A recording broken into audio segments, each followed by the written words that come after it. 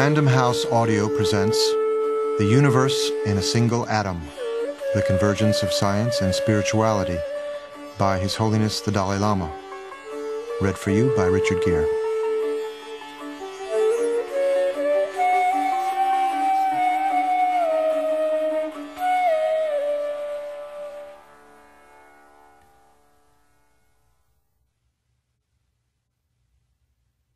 Prologue. I was never myself trained in science. My knowledge comes mainly from reading news coverage of important scientific stories in magazines like Newsweek, or hearing reports on the BBC World Service, and later reading textbooks on astronomy. Over the last 30 years, I've held many personal meetings and discussions with scientists. In these encounters, I've always attempted to grasp the underlying models and methods of scientific thought, as well as the implications of particular theories or new discoveries. But I've nonetheless thought deeply about science, not just its implications for the understanding of what reality is, but the still more important question of how it may influence ethics and human values. The specific areas of science that I have explored most over the years are subatomic physics, cosmology, and biology, including neuroscience and psychology. Given that my own intellectual training is in Buddhist thought, naturally, I have often wondered about the interface of key Buddhist concepts and major scientific ideas.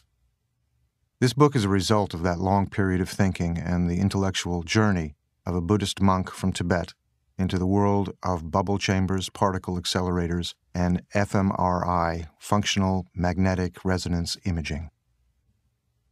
Many years after I went into exile in India, I came across an open letter from the 1940s addressed to the Buddhist thinkers of Tibet.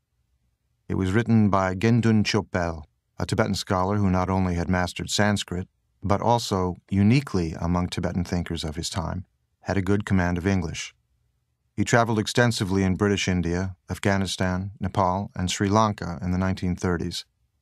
This letter, composed toward the end of his 12-year trip, was amazing to me. It articulates many of the areas in which there could be a fruitful dialogue between Buddhism and modern science. I discovered that Gendun Chopel's observations often coincide remarkably with my own. It is a pity that this letter did not attract the attention it deserved, partly because it was never properly published in Tibet before I came into exile in 1959. But I find it heartwarming that my own journey into the scientific world has a precedent within my own Tibetan tradition. All the more so since Gendun Chopel came from my native province of Amdo. Encountering this letter so many years after it was written was an impressive moment. I remember a disturbing conversation I had had only a few years earlier with an American lady who was married to a Tibetan. After hearing of my interest in science and my active engagement in dialogue with scientists, she warned me of the danger science poses to the survival of Buddhism. She told me that history attests to the fact that science is the killer of religion, and advised me that it was not wise for the Dalai Lama to pursue friendships with those who represent this profession. By taking this personal journey into science, I suppose I have stuck my neck out. My confidence in venturing into science lies in my basic belief that as in science, so in Buddhism, understanding the nature of reality is pursued by means of critical investigation. If scientific analysis were conclusively to demonstrate certain claims in Buddhism to be false, then we must accept the findings of science and abandon those claims. Because I am an internationalist at heart, one of the qualities that has moved me most about scientists is their amazing willingness to share knowledge with each other without regard for national boundaries.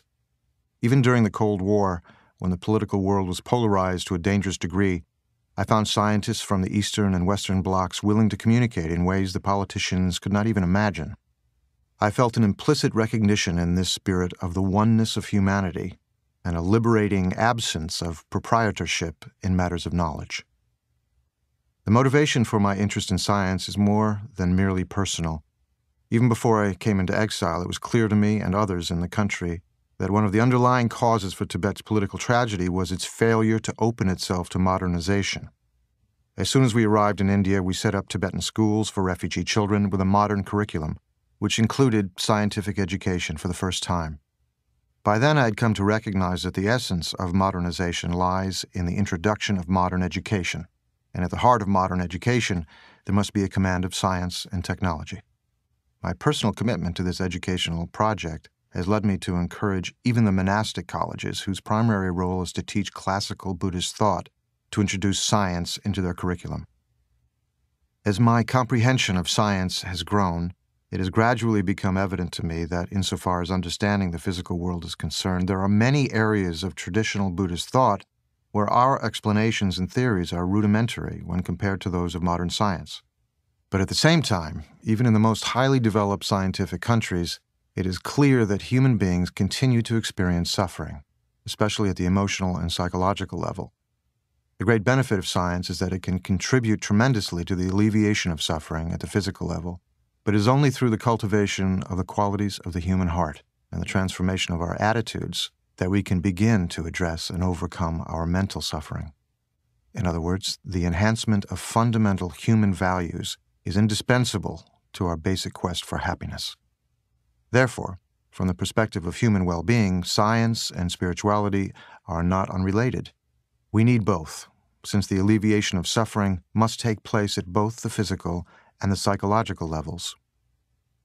This book is not an attempt to unite science and spirituality, Buddhism being the example I know best, but an effort to examine two important human disciplines for the purpose of developing a more holistic and integrated way of understanding the world around us, one that explores deeply the seen and the unseen through the discovery of evidence bolstered by reason. I am not attempting a scholarly treatment of the potential points of convergence and difference between Buddhism and science. I'll leave that to the professional academics. Rather, I believe that spirituality and science are different but complementary investigative approaches with the same greater goal of seeking the truth. In this, there is much each may learn from the other, and together they may contribute to expanding the horizon of human knowledge and wisdom. Moreover, through the dialogue between the two disciplines, I hope both science and spirituality may develop to be of better service to the needs and well-being of humanity. In addition, by telling the story of my own journey, I wish to emphasize to the millions of my fellow Buddhists worldwide the need to take science seriously and to accept its fundamental discoveries within their worldview. This dialogue between science and spirituality has a long history, especially with respect to Christianity. In the case of my own tradition, Tibetan Buddhism, for various historical, social, and political reasons, the full encounter with the scientific worldview is still a novel process. The implications of what science has to offer are still not wholly clear. Regardless of different personal views about science, no credible understanding of the natural world or our human existence, what I'm going to call in this book a worldview, can ignore the basic insights of theories as key as evolution, relativity, and quantum mechanics. It may be that science will learn from an engagement with spirituality, especially in its interface with wider human issues, from ethics to society, but certainly some specific aspects of Buddhist thought, such as its old cosmological theories and its rudimentary physics, will have to be modified in the light of new scientific insights. I hope this book will be a contribution to the critical project of enlivening the dialogue between science and spirituality. Because my aim is to explore issues of the deepest significance for our contemporary world, I have wished to communicate with the widest possible audience. It's not easy, given the sometimes complex reasoning and argumentation in both science and Buddhist philosophy.